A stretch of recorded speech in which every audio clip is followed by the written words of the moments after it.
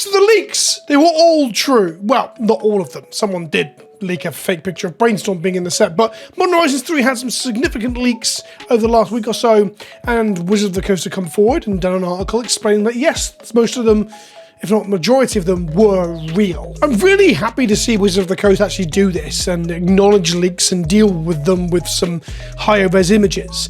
I've always said that once a leak happens, although it sucks in terms of controlling the hype cycle for the company, and also sucks for the creators that would have got to preview these cards or have them lined up to preview, I think pretending that leaks don't exist is anti-consumer. Especially in a game like Magic the Gathering where leaks will inform what you buy and how expensive those cards are going forward, or other cards are that are associated with them. Knowing about the existence of a new card will literally determine whether or not you buy a card before it spikes in price. So pretending leaks don't exist is weird to me. The only reason I don't really report on leaks on this channel is because it will just get me so much shit from my colleagues and compatriots because everyone wants to pretend they don't exist so that preview seasons can work still. If I'm completely frank about it, it's a little bit bootlicky because ultimately the previews and things, they don't do what creators think they do. They don't create the buzz that explodes them into the scene like people think. They actually have a rather, it's not no impact, but it's a very small impact in terms of getting you known or getting you noticed by viewers, for example. Trust me, I've been there. But ultimately, having a storyline cycle during preview season is good. Having actual high-res versions of the cards is good. Having a respite where we're not just dealing with more leaks is good. So I don't mind Wizards of the Coast trying to avoid leaks. I'm just saying once they're out in the wild, it's weird to ignore them, especially from the financial side of things. So that's what I'm talking about in today's video. We're talking about the leaks from Modern Horizons 3, or the early previews of Modern Horizons 3. And by God, are some of these cards very strong. I'm also a little bit conflicted when it comes to Horizons. The cards do seem exciting to play with, and thus I'm excited to talk about and play with them. But also from historical example, Modern Horizons 1 and 2 had lots of cool cards in them, and then some of those cards were too good and they ruined Legacy or Modern for a period of time. They became really frustrating to deal with on a regular basis. Hell, we still have to deal with the grief in 2 formats. I think I'll go more into that paradox in another video that'll probably be out on the channel tomorrow, so make sure you've commented and subscribed. Wait, comment doesn't matter. Comment on this video and make sure you subscribe to see the one tomorrow talking about the Modern Horizons problem. And if you want to pick up singles or sealed product from coolstuffinc.com, it helps support the show. Use the link in the description below, the code KENOBI at checkout, get 5% off your Modern Horizons orders, and they've also got new t-shirts on sale. Use the popular slogan stickers they've had in with their orders in the past. The code KENOBI works on these too, so if you want any of these t-shirts, you can get them for 5% off using the code KENOBI at checkout. Firstly, I just want to touch upon, before we look at the cards individually, the fact that I just assume when we get potato camera leaks that they are by the company that is leaking them, or the company that is the origin of the leak. Obviously, the idea of a potato camera leak is that it's someone craftily snapping a picture in a warehouse or similar, and thus the picture won't look very good like this one here. But truth be told, any old cunt can take a good photo now on their phones, whether you be a factory employee, a Reddit lurker, or just even someone's nan. I reckon my nan can take better pictures of this, and she's dead. Let's begin with Planar Nexus, a land that says it is every non-basic land type. Taps for colorless, and 1 untap, add 1 mana of any color to your pool. So it is a color fixing at the cost of a mana to transfer that mana into a color. But more importantly, it is both a cave, a desert, a gate, a lair, a locus, a mine, a power plant, a sphere, a tower, and an Urza's. This means that this assembles Tron on turn 2. You play this on a tower and you magically have 4 mana. Now that might sound very, very strong for Modern, but good job this isn't going to be legal in Modern. That's right kids, this is a Modern Horizons Commander card that will probably be most looked at in Legacy. The set does have some issues, let's be real, this is one of them. That is just an oxymoronical sentence, right? I'm going to play this in Legacy where it's legal, it's from a Commander product that's attached to Modern Horizons but won't be legal in Modern. Fucking sure. Another aside from the card itself is that these are getting previewed because of the leaks in amongst the rest of the set, which once again leads people to telling me this is going to be so good in Modern because people can't keep track of what is what. And I'm not mocking the people for not keeping track. I'm pointing out how fucking stupid it is to preview both Commander products and non-Commander products, the mainline sets, at the same time. Because when you aren't familiar with the set symbol, which we aren't when they're first introduced to us, it can be very confusing. Anyway, so what does this do? Well, it assembles Tron as one thing. It's also an untapped gate for the gates decks like Dragon's Maze decks and Commander. And it's also a locus. So alongside Glimmer Post and Cloud Post, it can make you mana via the Cloud Posts as being another locus. It also has cave and desert synergy, and all round it's a cool, like, real-world version, shall we say, of the uncard that was the test for it. Nearby planet had Rangeling, which made it all land types, which was both all basic land types, as well as things like gates, lairs, locusts, and all that stuff too. Rangeling was supposedly quite difficult to get it to work in paper. Rangeling also meant that it made all 5 types of mana and enabled domain with just one land, which sounds like it would be too good, but then we have like fucking Layla of the Guild Pack running around. Either way, it's cool to see cards that had an interesting design space in the unsets get developed and proceed to make it their way into the real world. I think playing on Nexus is a very cool card. It's a commander pick, and I don't think they're making the 4 mana off of this and a tower in Legacy is... It's not bad, but it's not impossible to do already in Legacy with Soul Lands, which we'll talk more about later. So I don't think this is going to break Legacy in half either. At best, it will be a commander card that we'll see play in the Locust Cloudpost decks of Legacy. We get the black version of Farewell in the commander product as well, which is 6 mana, choose 1 or more. Destroy all creatures, destroy all planeswalkers, destroy all battles, exile all graveyards, and each opponent loses all counters. This card is pretty wild. Bearing in mind that it's sequential and happens from top to bottom, so if you destroy all creatures, then exile all graveyards, the creatures going to the bin will get exiled too. So it actually, in effect, exiles all things that get destroyed, much like Farewell does, although Farewell will hit indestructible things that are in play.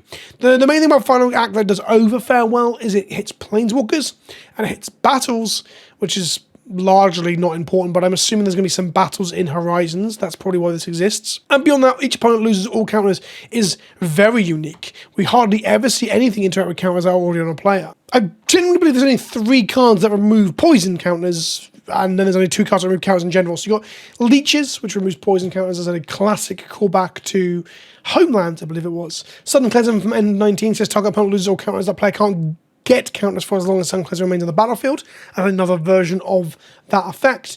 And then there's also Price of Betrayal, which is a 1 mana War the Spark card that removes counters from artifacts, creatures, planeswalkers, or opponents. So again, this is such a unique element to this. I do think the fact that it removes all counters from players in one go is incredibly, I don't want to say powerful, because removing counters isn't that strong, but it's miles away from the existing versions of that. Bearing in mind this will hit experience counters in Commander, it'll hit radiation counters in Commander, and it'll hit any counters that players have from other effects further down the line too. I really wish this also had a pip on it that says like remove players from dungeons, or like close all current open dungeons, or something like that to really go wholesale for fucking with things that have been implemented recently. I don't think we need that necessarily. I don't think Initiative is too good to in Commander Legacy. Didn't require a card like that, but I just want to see a card do that. So it's really, really final. No more counters, no more bollocks, but alas, we have this instead.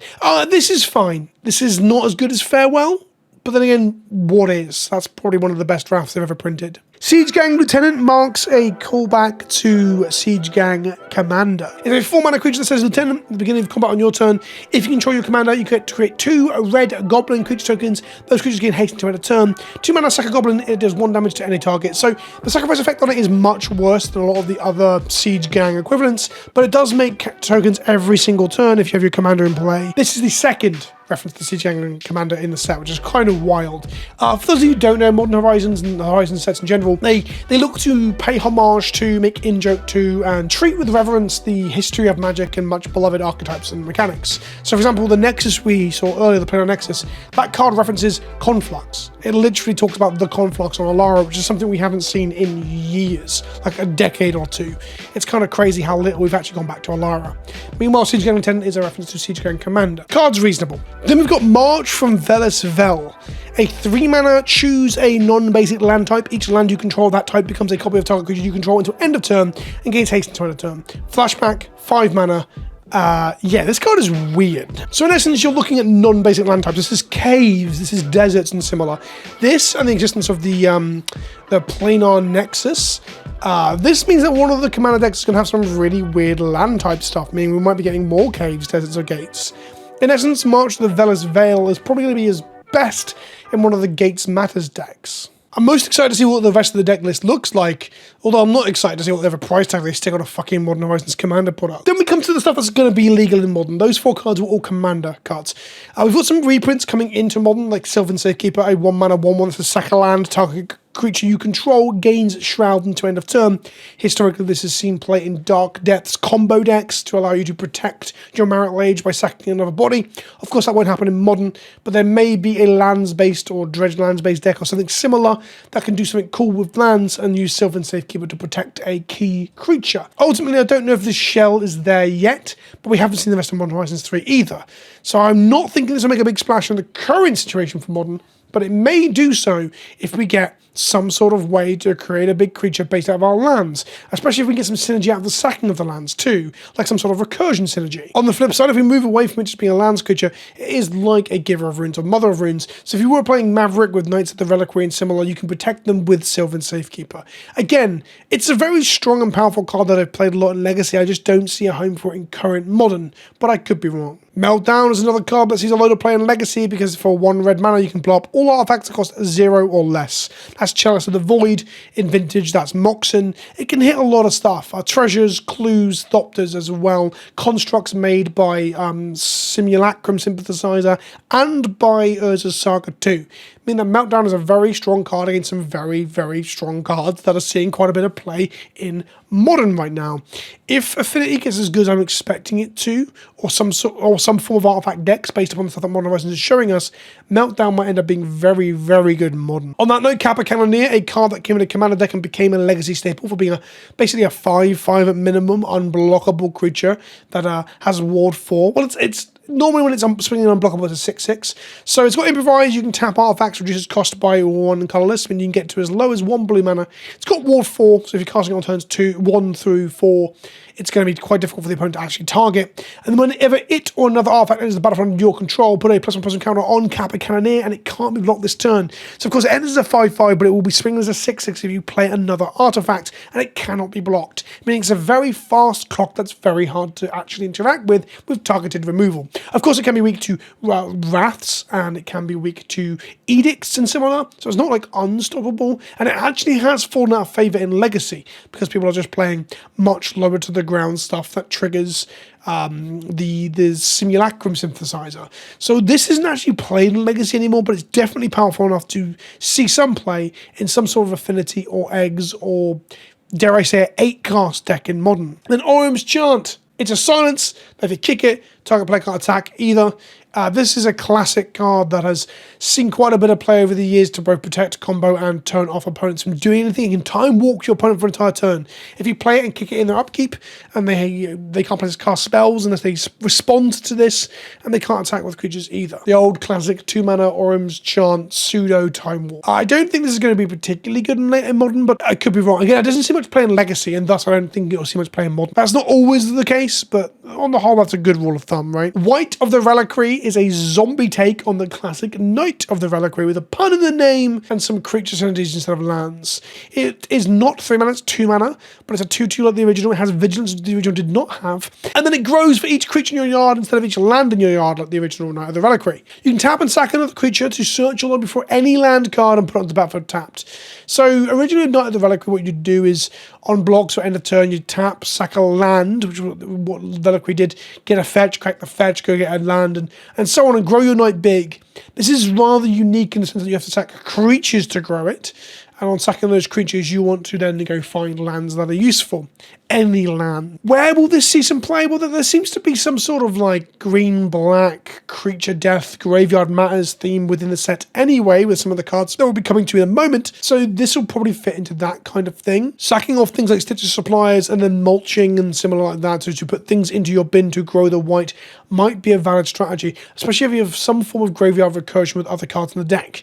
The white itself does not, but it being at 2 mana means you can unearth the white. Unearth being a card that was added in Modern Horizons to the format originally. I think this card is quite good. I don't know if it's good enough for Modern, but it's got to be close, right? Sacking Stitcher Supplies, hitting all sorts of stuff into your bin, dredging a little bit and growing this guy to be huge, this girl to be huge, should be pretty good. Winter Moon is somewhere between a Winter Orb and a Blood Moon, which sounds like a fever dream for Stacks fans like myself, but here we are.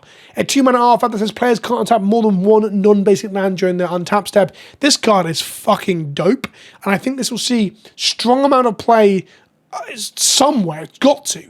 If you're playing a deck that's primarily plains or primarily islands or primarily mountains, you know, your D&T decks, your Mono Red Burn decks, your Merfolk decks to an extent, although they do play like Mutant Vaults, D&T does play Wastelands. But either way, if you have predominantly one type of land that is non-basic in your deck, then you are going to want to be able to play this as a stacks piece, or at least a sideboard stacks piece against things like Tron or Amulet and similar. Breaking the parity of Winter Ore was always reliant upon artifacts, but now you can do it by playing non-basic lands. Also bear in mind you can fetch for your non-basic lands even in your greedy mana bases to play this later. There has been examples of decks like Jund, for example, playing Blood Moon in its sideboard and fetching to basics before resolving it. You'll see a similar thing with Winter Moon. I think this card is very good. Kudo, the King Among Bears, a 2-mana 2/2 that says other creatures have base power and toughness 2/2 and are bears in addition to other types. So, it turns everything into a bear, literally creature type wise. Turns everything into a bear, power and toughness wise, but doesn't turn off any abilities. Doesn't stop things from having text on the card, and thus isn't really a true hate bear. It's good at making other creatures smaller. So, I mean, this can make...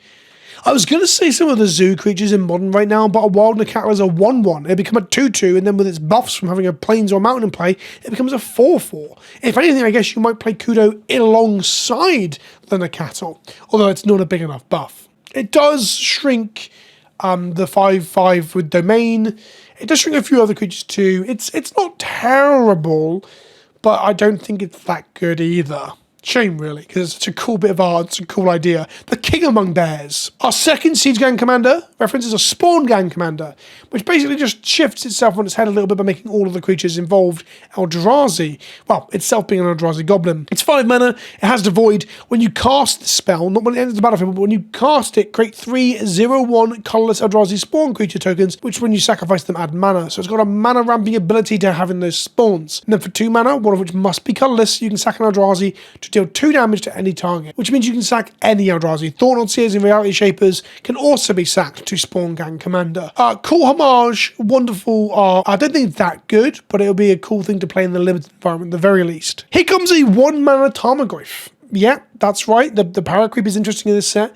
Nethergoyf isn't quite Tarmogoyf. The key thing about Nethergoyf is that it checks the cards in your graveyard, and you get power and toughness equal to the cards in types in your graveyard with +1 to toughness.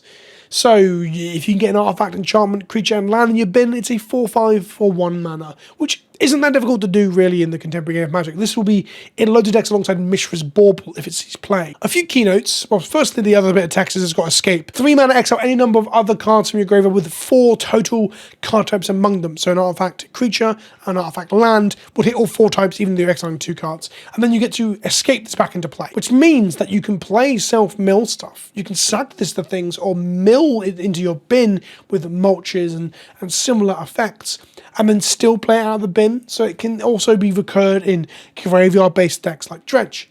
The other interesting point about this is that they haven't even tried to put this at rare, and they've immediately shot it up to mythic rare, which actually really bums me out when you see this kind of shit. Like, sure, the card might be deceptively very, very strong, being like, you know, a 1-mana slightly more difficult to enable Tarmogoyf with built-in recursion. Absolutely. But is that mythic? Is a 1-mana 5/6 mythic? Wow, I guess it is. We've just found out. If they put it a 1-mana 5/6, would it be mythic? Yes. Even when it's not always a 1-mana 5/6. Chthonian Nightmare is a 2-mana fixed version of Recurring Nightmare. So Recurring Nightmare is a 3-mana enchantment that sacrifice a creature, turn its nightmare to its owner's hand, and return a target creature card from a graveyard to the battlefield. Activate only as a sorcery. And this card is pretty broken. It doesn't see that much play in Legacy, but it's banned in Commander because it's a very annoying engine to interact with.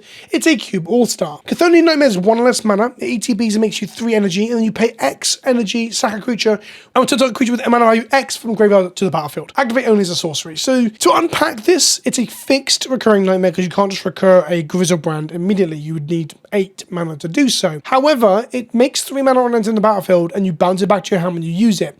So if you were to pay 1 energy to recur a 1-drop and then recast Chthonian Nightmares, you actually end up with 5 energy on following that sequence of events. So Chthonian Nightmares here is less of a straight up combo kill make a Grizzlebrand and more of a ongoing value or grind engine. That said, if there's a reliable way to make a shit ton of energy early in the game due to other cards in the set, bear in mind there are other cards that are going to have energy, I'd imagine. Well, I say this, there's an energy commander deck which will have energy cards in it, but this might be the only energy card in the set because they might do that thing they did with other Horizon sets where each mechanic basically just shows up once as a sort of a nod and a wink and a knowing glance to the history of Magic. So maybe it's the only energy enabler. But if we get something else that makes energy at a good rate, it could be the classic recurring nightmares of make a really big fucking thing you've dumped in your bin. But really, I think it's a grinding engine, and I really quite like it. The showcase frame extra artwork version is stunning as well. This art is incredible. Flare of Denial. Look, spells should probably cost mana. That might be a controversial statement to say at this point in the game, but I think that spell should probably cost mana. And when they don't cost mana, that's when you normally have room for them to become broken. This is a 3 mana instant speed counter target spell, which is pretty standard fare. We've seen 3 mana counter target spell before in about 1,000,001 iterations with different set mechanics strapped to it. The important part about this instance is part of the flare cycle. There's one in each colour. The green one is sorcery speed, the blue one here is instant. You may sacrifice a non-token blue creature rather than pay the spell's mana cost, so you can sack a merfolk, a random wizard that's lying around like a snapcaster mage, or similar to fire off Flare of Denial to counter a spell. Now, an important PSA is that if you play Snapcaster Mage to target Flare of Denial in your bin, you don't get to be able to use the sacrifice and pay it for free part. The flashback cost is equal to its mana cost, so you get a flashback cost of 3 mana, blue, 1, not the alternative cost that Flare of Denial has. There's a lot of decks that won't want to use this card, decks that want their commanders to stay in play, or they want a Haymaker creature to stay in play, or they're just creature light like your average control deck. Where I think this card is going to shine is in your tempo shells, where sacrificing a Delver of Secrets or a Merfolk to counter a spell is a lot better than just losing the game or losing your Murktide Regent.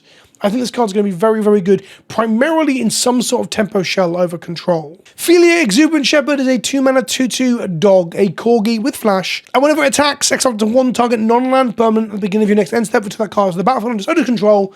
If you do, put a counter on Philia. So it's a delayed flicker for a permanent. Now, delayed flicker for permanents is very, very strong. You can untap lands with it. You can reset creatures at the end of turn to get another ETB effect. You can reset things like Parallax Waves and other enchantments and artifacts. Like, I'm not going to say that this effect isn't strong enough flash 2/2 attacker. What bugs me is seeing that my favourite thing in Magic to do is flicker stuff. And seeing this legendary flash rare with the flicker stuff stuck on it doesn't ETB trigger, it only does it on attack. That suggests to me that we're not going to get anything better than this. This is the most power creep they're going to get with flicker in the set. So we're not getting our overdue legendary Flicker Wisp at this point. I think this card is fine, if a little bit unexciting. I won't be playing any of my Flicker decks because if you don't do it on ETB and you have to go to combat, you're unreliable and you're not useful. And it's just sad to see Wizards be so reserved about pushing the Flicker effects when they're not reserved about other mechanics, let's say. Also, Corgis are fine, but they were the Royal Dog and I'm anti-Monicus, so that's a problem. And also, this means that we're probably not getting a Legendary Dash in this set, which makes me even more sad. I didn't think I could be disappointed by a 2-mana Flash Flicker Dog, but here we are. Null Drifter is an Eldrazi play on Mole Drifter. It's a 7-mana 4/4, and when you cast it, again, interestingly not ETB, you can't fuck with it with Ephemerate, but when you cast it, you draw 2 cards. So if you cast it and it gets countered, you still draw your 2 cards. It has flying, it has Annihilator 1 whenever this creature attacks, defending player sacrifices a permanent. This might be the last time we see Annihilator in this set. Oh, that's not true. I think the new Emrakul has it, actually. So Annihilator might just feature heavily in this set, which is pretty wild. I like Annihilator. It's a mechanic that I actually fucking love, but I know a lot of people don't like it. And it's got the classic evoke cost of 3 mana to play into the battlefield, and it will just die immediately. But so it's got the evoke cost of Old Mole Drifter. It costs more on the whole because it's double the power and toughness and has Annihilator 1. And importantly, it's not blue, so you can't evoke it and then sack it to Flare of Denial to get a free counter spell off this while some stack shit's going on. That doesn't work that way. This card plays very well with the land we're coming up to, which I think is my pick from the previews for being the most broken card. Null Elemental Blast is a riff on blue and red Elemental Blast, which is interesting because we've never got the other colours, but here we are. 1 colourless mana, instant, choose 1. Counter target multicolored spell, or destroy target multicolored permanent. So this is a very good answer to things like 3 mana Teferi, for instance, or Uro in certain formats. This card can be very, very powerful, but When we come to the cards that have like colorless mana symbols in their cost, it means they're only going to be good in the artifact decks that will play some form of colorless lands, or the Tron decks that will play colorless lands, or in Legacy, the Prison decks or the Cloudpost decks that will play colorless lands. And thus, they become good only specifically for certain archetypes, and that makes them not powerful, but a little bit narrow. What I am scared of looking at all this stuff is that Tron is going to get a load of new toys. The meme is always that Dredge has got a new toy, while Tron has got 5. Like, on day 1, Tron has got 5. Hairgast. Erupting Nullkite, another null pun. 9 mana, 6/6, has a merge for 8 mana, double red and 6, and obviously the cost of your merge cost is reduced by the creature you sack it from, that you birth it from, you dirty birther. When you cast a spell, you may exile your hand. If you do, draw 3 cards. So you want to get Hellbent, get down to low resources, cast this, exile whatever was already lost in your hand like a land, and draw 3. Has flying, and each creature spell you cast has emerge. The emerge cost is equal to its mana cost. Now, bearing in mind, Hairgast itself is a 9 mana creature, so if you were to emerge, I don't know, an Emrakul the Aeon's Torn from this, you're casting Emrakul for 9 less mana. I think this has got room to allow some sort of emerge chains that are pretty strong. I also think it could be a really interesting commander, although it is mono red. But mono red Eldrazi probably isn't the worst deck in the world. And then we come to the 2 lands. Urza's Cave is an uncommon. It taps for 1 colorless mana. It's Urza's Cave, so it's an Urza land that allows you to help assemble Tron. And then sacrifice Urza's Cave, search your library for a land card, put it onto the battlefield tapped, and then shuffle your library. Like I said, you can assemble Tron by going to get the correct Tron land with this. You can go and get a Gaia's Cradle or a Serra's Sanctum or any number of utility lands from Field of the Dead in certain formats through to Urza's Saga. In essence, this is a colorless land that allows you to go and get any land from your deck, which seems to me like an instant, at least casual, EDH staple. Now, you've got to bear in mind that 3 mana tap and sack to go find the land tapped is not the lowest amount of mana. It's quite a tall order in terms of not developing a board state, not resolving cards in your turn. Now, if you're holding up mana to interact with your opponents, like holding up counter magic in Commander in your blue decks and similar, then holding up mana and cracking cave on the end step of the player before you begin your turn is pretty decent. And ultimately, what you got to remember is that like the ceiling on this is pretty high. If you told me I could play a Gaia's Cradle that came into play and only made colorless mana until I played 3 mana and tapped it to transform it into the Cradle, I would say that that card is absolutely not so busted. Sounds a bit like Growing White Splintermock, except Splintermock's less consistent in terms of just dumping mana into it over having to have creatures. Urza's Cave is just that. It is the Cradle that requires some setup. That said, if you aren't playing Cradle or Sanctum or any of the other really good cards like Field of the Dead and Commander, then maybe Urza's Cave isn't worth it. If all it's doing is fetching you like a Tri-land or a Triome or similar, it's probably not very good. But at least being able to get you a Cradle or similar makes this probably an auto-include in the majority of my decks that play any sort of good lands. And lastly, talking of good lands, this is a card that I don't think you'll see much play in Commander, but Uugan's Labyrinth. It has imprints. When it enters the battlefield, you may exile a colorless card with CMC of 7 or greater from your hand. Then it taps for colorless mana, and if a card was exiled with Uugan's Labyrinth, it taps for 2 colorless mana instead. And then you can tap it to put the card under it back into your hand. That's right, we're imprinting now, but it's not even that much of a downside because you can get the card back. This card seems fucking cracked. This is wild to me. So in essence, we've never really had soul lands in Modern outside of the Eldrazi lands. Both Uugan's Temple and Eye of Uugan allow people to play Thornrod Seers on turn 2, but it didn't allow you to do much else beyond that other than casting Eldrazi, and thus it wasn't too much of a problem, except one of them got banned because the deck was too good. I'm being a bit sarcastic there. Soul lands are very fucking strong. Now, Legacy already has Ancient Tomb and City of Traders, so having another soul land into it isn't that impressive. And we've got to remember this isn't just always a soul land. It requires some specific deck building and specific hands. So the 2 places that I can imagine this seeing play in Modern, for example, is a deck like Tron, where you might have 4 copies of Karn and 4 copies of Uugan, so that's 8 cards, 2 copies of Ulamog, maybe an Emrakul as well, and suddenly you've got 10 or 11 cards you can stick under this. On top of that, if you're looking to sneak attack Eldrazi into play and you've got, 8 Eldrazi in your deck, like 4 Ulamog, 4 Emrakul. And then you might even have, that should not be named or whatever it is, I'll put it on screen now, the 7 mana spell that protects Eldrazi for free.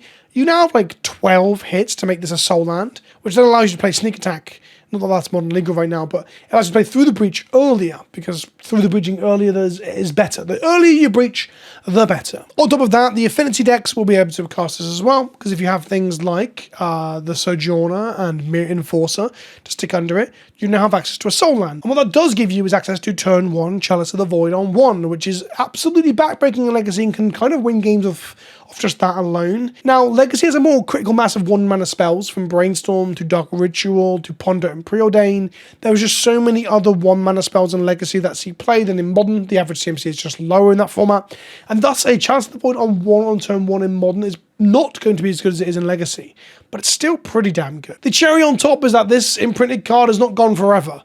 That once you're done using your fucking Soul Land, you can tap this to return the exile card to its owner's hand and get access to the card again. Means that it's not even that big of card a disadvantage. And it still makes 1 mana when you aren't tapping it for 2. Like, they could have done any number of things to make this a risk. It doesn't tap for mana unless it's got an imprint under it. The imprint cost itself could have been higher. They could have made it so that you can't get the card out from under it, like Chrome Mox. Chrome Mox, you never get that card back. But Uugan Labyrinth is incredibly forgiving as well as being incredibly powerful. And thus, I think in an Affinity Shell or a Tron Shell, this is going to be really fucking good. This allows turn 2 simulacrum synthesizers off of a blue source plus this and a Mirror Enforcer underneath it. That seems pretty fucking good. So that was the Modern Horizons spoilers so far. So far, so pretty crept. Nothing absolutely fucking wild. But I think Uugan's Labyrinth is pretty close. I think that card's going to see a lot of play in Modern. I dislike the free counter spell. I really do. I wish this card didn't exist. But we knew it was coming. They can't stay clear of free spells as a design space. It's kind of fucking annoying, if you ask me. Let me know what you think in the comment section below. Did I miss anything? Do you think any of my assessments were really off? Is there a card that I'm low on and you are high on? Let me know down there. And I'll see you in the next one. Ta-ta for now.